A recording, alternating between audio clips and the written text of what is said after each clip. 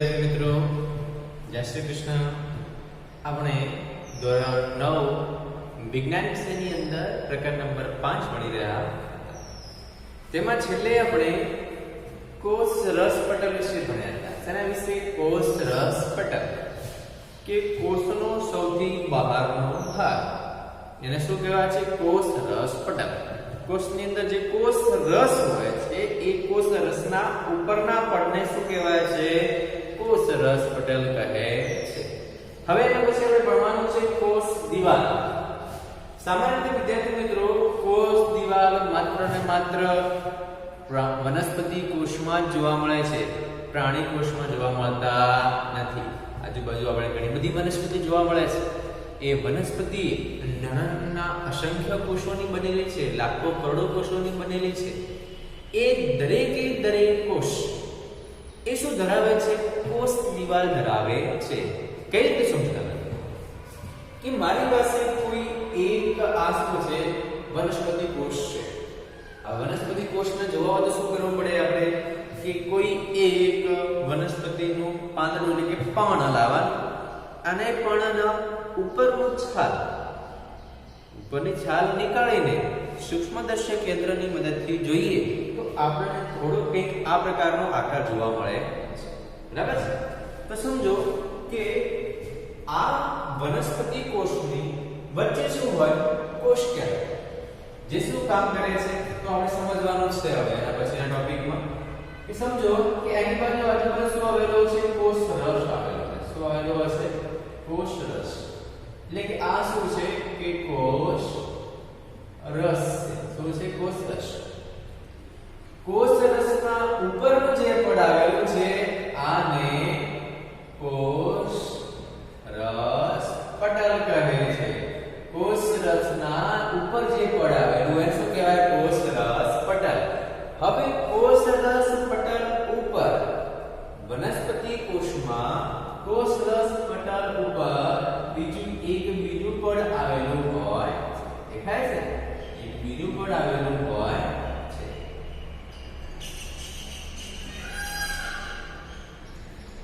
દેખાય કે કોષ રસના ઉપર કોષ રસ પટલ અને કોષ રસ પટલની ઉપર શું? કોષ રસ પટલની ઉપર જે તમને મેં ચારે બાજુ નવું પડ દેખાય છે ને એને શું કહેવામાં આવે છે? કોષ દિવાલ કહે છે. શું કહેવાય છે? કોષ દિવાલ કહે છે. કોષ દિવાલ માત્ર વનસ્પતિઓની અંદર આવેલી હોય છે, એટલે કે વનસ્પતિ કોષમાં જ માત્ર શું હોય છે? કોષ દિવાલ હોય છે. પ્રાણી કોષમાં એટલે કે આપણે એક પ્રકારના પ્રાણી છીએ, આપણા જે કોષો હોય એ કોષોની અંદર કોષ દિવાલ હોતી નથી. બરાબર છે? તો સમજો હવે આગળ કે ચલો વનસ્પતિ કોષમાં કોષ રસ પટલની ઉપર એક વધારાનું પડ આવેલું હોય છે જેને કોષ દિવાલ કહે છે. આપણે ખબર પડી. અને કોષ દિવાલ કેવી હોય છે? બરડ હોય છે. બહુ વધારે મજબૂત હોતી નથી, કેવી છે? બરડ હોય. બરાબર છે? કોષ દિવાલ એ સેલ્યુલોઝની બનેલી છે. સેલ્યુલોઝ શું છે? એ પ્રકારનું પ્રવાહી છે. તમે કોઈ વનસ્પતિ સામાન્ય રીતે કોઈ પત્તો તોડજો તો એક લિક્વિડ કંઈક નીકળશે. લિક્વિડ શું સામાન્ય રીતે કહી શકાય? કે સેલ્યુલોઝ છે. સેલ્યુલોઝ એક પ્રકારનું શું છે? પ્રવાહી છે. કે કોષ દિવાલ એ સેલ્યુલોઝની બનેલી હોય છે. યાદ રાખો, એની બનેલી હોય છે સેલ્યુલોઝ. સેલ્યુલોઝ શું છે? તો કે સેલ્યુલોઝ એ જટિલ પદાર્થ છે. એનું બંધારણ કેવા પ્રકારનું છે? એકદમ ગૂંચળામય પ્રકારનું છે. ગૂંચળામય પ્રકારનું છે તે માટે શું લખ્યું છે આપણે? જટિલ પદાર્થ છે એમ લખેલું છે. જે કોષને બંધારણીય મજબૂતાઈ આપે છે. એટલે કે જો વનસ્પતિનું બંધારણ રચવું હોય, એટલે કે પાંદડું રચવું હોય કે એનું બંધારણ કહેવાય પણ એક બંધારણ થઈ ગયું પાંદડું.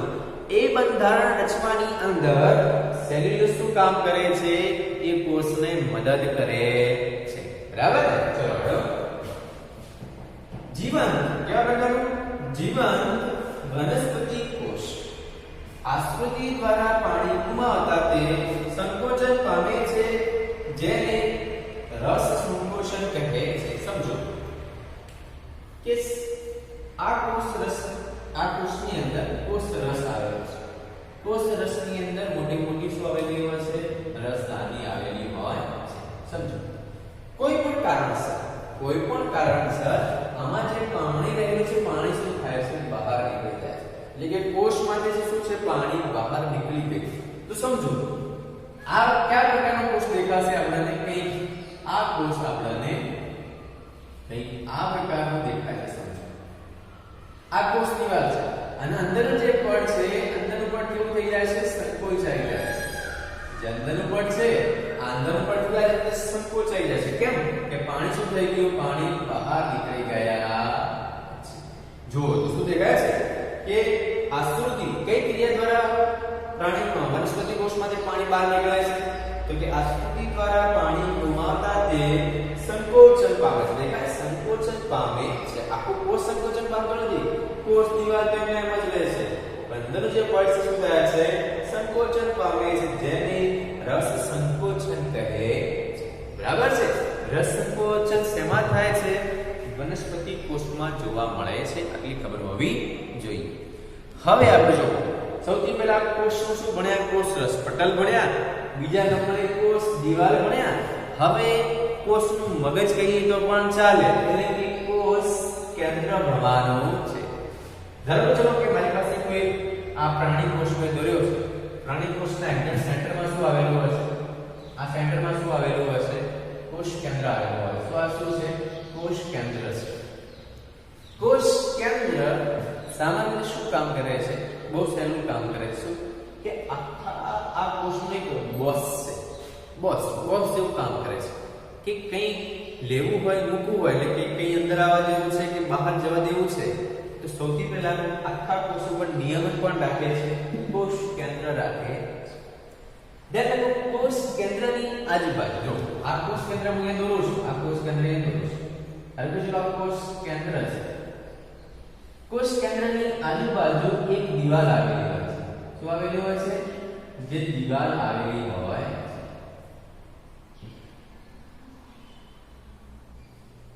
શું આવેલી હોય છે? એક દિવાલ. એટલે કે કોષ કેન્દ્રની ઉપર એક પડ આવેલું હોય છે. એ પડ કેવું હોય છે? છિદ્રાળું હોય છે. કેવું હોય છે? છિદ્રોવાળું. દેખાય? કાણાવાળું હોય છે. આ શું છે? બધા કાણા છે. એટલે કે કાણાવાળું પડ હોય. એ કેમ કાણાવાળું પડ હોય છે? કેમ કે હવે કોષની આજુબાજુ કોષ કેન્દ્રની દિવાલ છે. એટલે કે આ દિવાલને શું કહેવાય છે? કોષ કેન્દ્રીય પટલ કહે છે. શું કહે છે? કોષ કેન્દ્રીય પટલ કહે છે. યાદ રાખો શું કે કોષ કેન્દ્રની ઉપર જે પટલ આવેલું હોય છે, પડ આવેલું હોય છે, એને શું કહે છે? કોષ કેન્દ્રીય પટલ કહે છે. હવે જે કોષ કેન્દ્રીય પટલ છે, એ પટલ શું કામ કરે છે? આની અંદર છિદ્રો છે. છિદ્ર એટલે કાણા છે. આ શું છે? કાણા. કે આજુબાજુ શું રહેલું છે? કે દ્રવ્ય રહેલું છે. શું રહેલું હશે? કોષ રસ રહેલો હશે. એટલે કે આપણે શું કહીએ છીએ? દ્રવ્ય છે. શું કહીએ? દ્રવ્ય. દ્રવ્ય શું કામ કરે છે? કે અંદર જે કોષ કેન્દ્રની અંદર જે કઈ દ્રવ્ય રહેલું છે, એ દ્રવ્ય આ કાણાની મદદથી શું આવે છે? બહાર આવે છે. શું કરે છે? બહાર આવે છે. કોની મદદથી? કોષ કેન્દ્રીય પટલની મદદથી બહાર આવે છે. એટલે કે સામાન્ય રીતે દ્રવ્ય અંદરથી કણા તરફ આવે છે? કોષ રસ તરફ. આજુબાજુ કોષ રસ છે, અંદરથી શું આવે છે? બહાર. એટલે કોષ રસ તરફ દ્રવ્યનું શું થાય છે? વહન થાય છે. હવે સમજો, કોષ રસ પટલ એટલે શું આપણે ખબર પડી? તો કે જે કોષનું કોષ કેન્દ્ર કોષ કેન્દ્રીય પટલ ધરાવે છે. શું? કોષ કેન્દ્રીય પટલ ધરાવે છે તેવા કોષને સુકોષ કેન્દ્રી કોષ કહે છે. જો શું નામ છે? સુકોષ કેન્દ્રી કોષ. અને જે કોષના કોષ કેન્દ્રીય પટલ ધરાવતા નથી. શું? કોષ કેન્દ્રીય પટલ ધરાવતા ન હોય તેવા કોષના અથવા તેવા કોષને શું કહેવાય છે? આદિકોષ કેન્દ્રીય કોષ કહે છે. જો એના નામ પરથી કે સુકોષ કેન્દ્રીય કોષ એટલે સુવિકસિત કોષ કેન્દ્ર ધરાવે. આપણે કે પ્રાણીઓ અને વનસ્પતિ બંને કયા પ્રકારના કોષ ધરાવે છે? સુકોષ કેન્દ્રીય કોષ. નામ જો સુ એટલે સુવિકસિત કોષ કેન્દ્ર. કેવું ધરાવે છે? સુકોષ કેન્દ્રીય કોષનો મતલબ શું? સુવિકસિત કોષ કેન્દ્ર ધરાવતું હોય. આ કોષ કેન્દ્રનો સંપૂર્ણપણે વિકાસ થયેલો હોય, અથવા તો બીજું કેવું હોય તો કોષ કેન્દ્રીય પટલ હાજર હોય. આદિ કોષ કેન્દ્રીય કોષ. આદિનો મતલબ શું? પ્રાથમિક. એટલે કે એનું કોષ કેન્દ્ર વિકસિત હોતું નથી. શેની અંદર? આદિ કોષ કેન્દ્રીય કોષ. એટલે આદિ એટલે બીજું કેવું તો પ્રાથમિક કહી શકાય. શું કહી શકાય? પ્રાથમિક. કે પ્રાથમિક કક્ષાનું કોષ કેન્દ્ર આવેલું હોય એને શું કહેવામાં આવે છે? તેવા કોષને આદિ કોષ કેન્દ્રીય કોષ કહે છે. સાહેબ, આદિ કોષ કેન્દ્રીય કોષ શેના અંદર હોય? તો કે બેક્ટેરિયાની અંદર. જે બેક્ટેરિયા હોય છે એ બેક્ટેરિયાના જે કોષ હોય છે એ કોષનું જે કોષ કેન્દ્ર હોય છે એની શું હોય છે? આદિ પ્રકારનું એટલે કે પ્રાથમિક પ્રકારનું કોષ કેન્દ્ર હોય છે. માટે બેક્ટેરિયાની અંદર કયા પ્રકારના કોષ આવેલા હોય છે? આદિ કોષ કેન્દ્રીય કોષ પ્રકારના આવેલા હોય છે. તો આપણે ખબર પડી ગઈ કોષ કેન્દ્રના બે પ્રકાર છે, સુકોષ કેન્દ્રીય કોષ અને આદિ કોષ કેન્દ્રીય કોષ. એ બે પ્રકારના કોષ કેન્દ્રનો પ્રકાર છે, એટલે કે બે પ્રકારના કોષ કેન્દ્ર આવેલા છે. હવે સમજો કે રંગસૂત્ર. જે હવે જોજો શું જોયું કે આ કોષનું આ કોષ કેન્દ્ર અહીંયા દોરેલું સમજો. આ કોષ કેન્દ્ર હું ફરીથી દોરું સમજો. ધારો કે આ કોષ કેન્દ્ર હું ફરીથી દોરું છું. ધારો કે આ કોષ કેન્દ્ર છે. કોષ કેન્દ્રની અંદર શું આવેલું હોય છે? તો સમજો કોષ કેન્દ્રની અંદર રંગસૂત્રો આવેલા હોય. શું આવેલા હોય છે?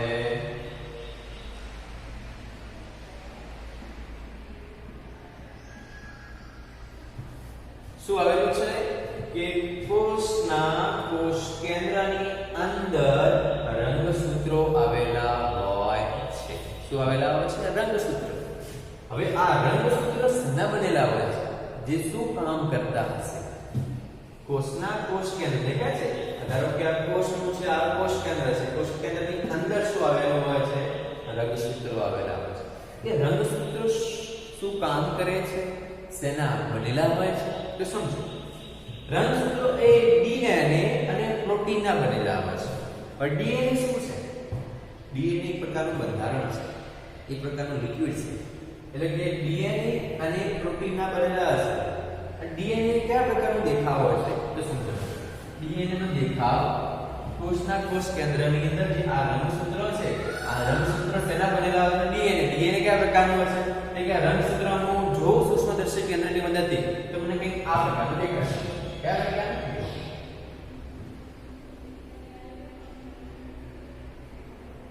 કંઈક આ પ્રકારના શું હોય છે? ડીએનએ હોય. શું હોય છે? ડીએનએ. ડીએનએ કઈ જગ્યાએ હોય? રંગસૂત્રની અંદર અને પ્રોટીનના બનેલા હોય છે. ડીએનએ નું આખું નામ પરીક્ષામાં પૂછાય છે ખાસ અને મોસ્ટ આઈએમપી છે. જો કે ડીએનએ નું ફૂલ ફોર્મ શું છે? જો ડી એટલે કે ડીઓક્સી રિબો. દેખાય છે? ડીઓક્સી રિબો. ડી નો મતલબ શું? ડીઓક્સી રિબો. એન એનું નામ શું છે? Nucleic acid. Deoxyribonucleic acid એનું નામ છે. કોનું? ડીએનએ નું નામ. બરાબર છે? પરીક્ષામાં ખાસ એક માર્કમાં પૂછાય છે તો યાદ રાખવાનું છે. બરાબર છે? સમજો, કોષ કેન્દ્રની અંદર રંગસૂત્રો તેના બનેલા છે, ડીએનએ ના બનેલા છે અને પ્રોટીન ના બનેલા હોય છે. તો આ ડીએનએ શું કામ કરે? કોષના કોષ કેન્દ્રની અંદર ડીએનએ શું કામ કરે છે? તો એ કે એની અગાઉના પેઢીની અંદર, એટલે કે જે વારસાગત જે પેઢી આવે છે એ પેઢીમાં આગળના પેઢીની શું માહિતી સંગ્રહી રાખે છે, અથવા તો આનુવંશિકતાનો શું કરે છે? નિયમન કરે છે. સાહેબ એટલે વળી શું? તો સમજો, કોઈ ચલો મારી સાથે જો મારા જે કોષ છે એ કોષની અંદર કોષ કેન્દ્ર હશે. કોષ કેન્દ્રની અંદર રંગસૂત્રો હશે. રંગસૂત્રો શેના બનેલા હશે? ડીએનએ ના બનેલા હશે.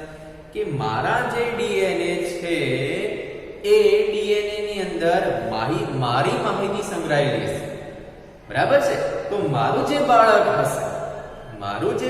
હશે એના લક્ષણો કોની પર આધાર રાખશે? મારા ઉપર આધાર રાખે છે. કેમ? કે મારા જે ડીએનએ છે એ ડીએનએ શેમાં ઉતરી આવ્યા છે? મારા સંતાનની અંદર ઉતરી આવ્યા છે. તો સમજો એવી વનસ્પતિમાં પણ હોય છે. લીમડાનો જે લીમડો હોય છે તો એનો અંદર જે બીજો લીમડો બનશે, ક્યારે બનશે? એ લીમડાના જે કોષ છે એના ડીએનએ છે શું સંગ્રહી રાખ્યો છે કે આવા પ્રકારના મારા લક્ષણો છે કે હું કડવો છું, હું મોટો થઈ શકું છું, લીલો છું, એવા પ્રકારના લક્ષણો સંગ્રહી રાખીને શેમાં આપે છે? આગળની પેઢીને આપે છે. એટલે કે લીમડાની નાની નાની લીંબોળી હોય, લીંબોળીની અંદર સંગ્રહાયેલા હોય છે જે કોષોની બનેલી છે. બરાબર છે? એટલે કે માહિતી સંગ્રહી રાખે છે કે આવા પ્રકારના લક્ષણો તમારા અંદર અગાઉના પેઢીની અંદર ઉતરવાના છે. બરાબર છે? એટલે કે આનુવંશિકતાનો આધાર શેના પર રહેલો છે? ડીએનએ પર રહેલો હોય છે. બરાબર છે? ચલો, જનીન એટલે શું? કે આ ડીએનએ ના ચોક્કસ ભાગને ધારો કે આટલા ભાગ દેખાય છે. ડીએનએ ના ચોક્કસ ભાગને અથવા ટુકડાને શું કહે છે? જનીન કહે છે. એટલે આટલા ભાગને શું કહે છે? જનીન. કે ડીએનએ ના ચોક્કસ ભાગને જનીન કહે છે. બરાબર છે? શું કહે છે? જનીન કહે છે. હવે સમજો, જ્યારે કોષીય પ્રજનન થાય છે એટલે કે સજીવની અંદર પ્રજનનની ક્રિયા થાય છે કે જેની મદદથી બીજા નવા કોષો ઉત્પન્ન થાય. જો કે કોષીય પ્રજનનથી, બરાબર, પ્રજનનની ક્રિયાથી એક જ કોષમાંથી જ્યારે બીજા નવા બે કોષો બનશે, એક જ કોષમાંથી બે નવા કોષો શું થાય છે? વિભાજન થાય છે. ત્યારે ડીએનએ નું પણ શું થાય છે? બે સરખા ભાગમાં વિભાજન થાય છે. આ કોષના જે કોષ કેન્દ્ર છે, કોષ કેન્દ્રની અંદર જે ડીએનએ આવેલું છે, આ બંને આ ડીએનએ આમાં પણ હશે અને આ ડીએનએ આમાં પણ હશે. બરાબર છે? પછી આ કોષનો વિકાસ ધીરે ધીરે શું થશે? બાળ કોષો શું થશે? ધીરે ધીરે વિકાસ થશે. એ વિકાસ કોના આધારે થશે? કે આની અંદર જે ડીએનએ આવેલું છે એ ડીએનએ ના આધારે અંદર બીજા નવા પ્રકારના કોષો બનશે, અંગો બનશે. બરાબર છે? ધીરે ધીરે શું થાય છે? કોષનો વિકાસ થાય છે. પરંતુ કેવું કે એના ડીએનએ જેવા છે એના આધારે એનો વિકાસ થાય છે. બરાબર છે? વસ્તુ યાદ રાખજો કે કોષીય પ્રજનનની ક્રિયાથી કોષનું શું થાય છે? વિભાજન થાય છે. આપણા શરીરની અંદર જો આપણે નાના છીએ તો મોટા થઈએ છીએ. બરાબર? કે નાના આપણે ખુદની વાત કરીએ છીએ, ચલો, કે આપણે નાના હોઈએ છીએ ત્યારે ધીરે ધીરે આપણો વિકાસ થાય છે. વિકાસ થવો એટલે શું?